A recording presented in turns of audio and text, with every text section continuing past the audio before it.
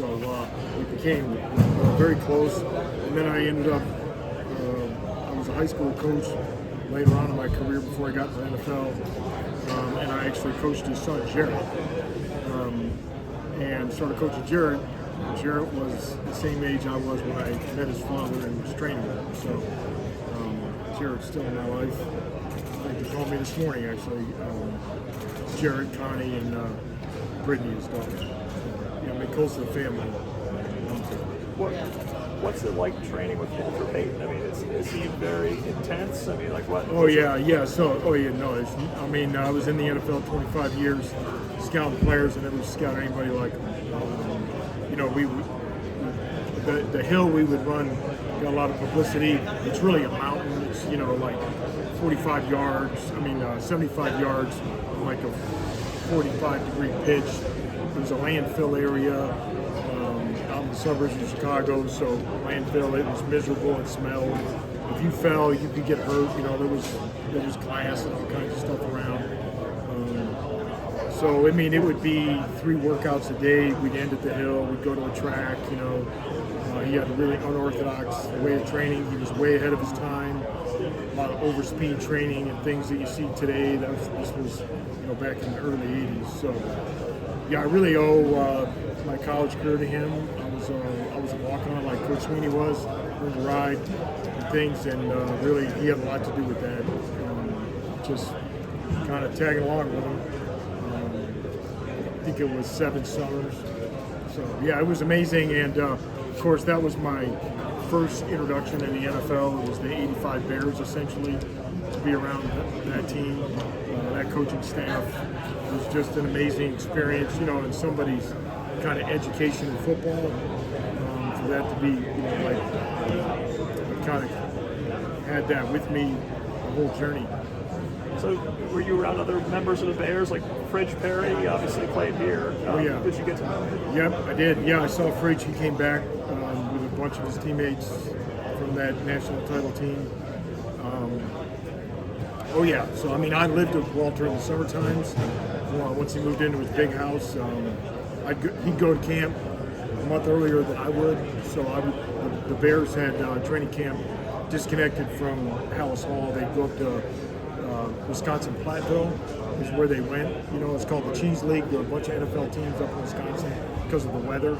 So like the Chiefs were up there, the Saints were up there, the Vikings, the Packers, and then they kind of practiced against each other back then. It was a really cool situation. So, I have a million stories. Walter, the Bears would stay in it was Division III school. They'd stay in a dormitory, but Walter rented, like the biggest Winnebago they made, and I would drive that up there for him and park it, and that's like where they all hung out. So the '85 Bears, I'd be sleeping there, and they'd just be hanging out at practice. So yeah, it was a pretty magical time. Is that, like, being around that team, is that one of the things when you're done with college football that makes you think maybe I want to go the NFL route? Yeah.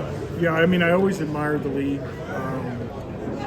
Walter had so much love for the National Football League. That was, an all-time great team.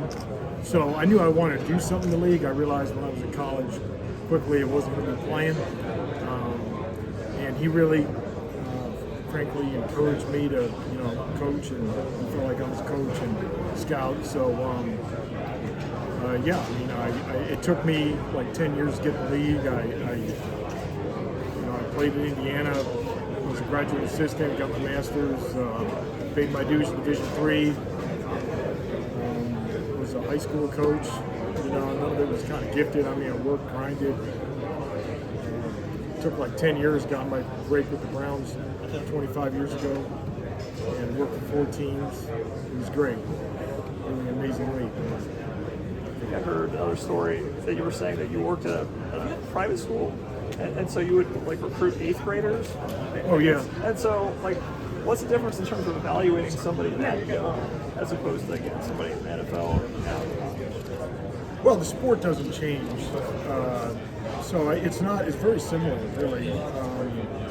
Whether you're looking at a player for the league where he's a sophomore in college, junior in college, or you're looking at sophomore in high school, junior in high school, or you're in youth leagues, and it's a Sunday, and you know, it's still the same sport, and so you're looking for the same traits, skills to play, instincts, weight, speed, ability, things like that, competitiveness, leadership. Just yeah, I mean that way. I've enjoyed all of it. I mean, it all transfers to me. You know, I have 3 kids. Both of my sons played. And I was just part of their development. All their friends growing up, young boys. I mean, that's when you. I always say this. You know, when you coach at lower levels, and that's where your coaching gets tested about the sheer fundamentals of the sport. And attention spans of young kids, and teaching them the sheer basics of the sport. I found that more challenging than here in the NFL, things like that, where you're coaching just these world-class athletes, great football players, and you're just trying to give them something to be a better player. Yeah, it transfers for sure. I guess you can be part of the project, obviously, like an 8th grader who is just physically more mature and then they peak. Obviously, how do you project to who's going to really be a good high school player, considering all the variables of how the kids develop? Yeah, well, listen, there's just a lot of variables. Okay, I mean, there's a lot of pieces to the puzzle or pieces to the pie of evaluation, and so you just kind of respect them all and investigate them all and scout all of them.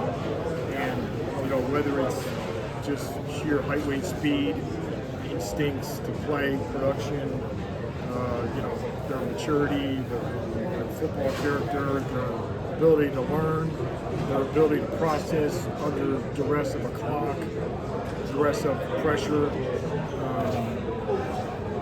mean, there's just a myriad of things. Their mental toughness to play when they're not 100%, because nobody's going to be early in the season or really even in camp like we're about to get started with. So, yeah. Are there any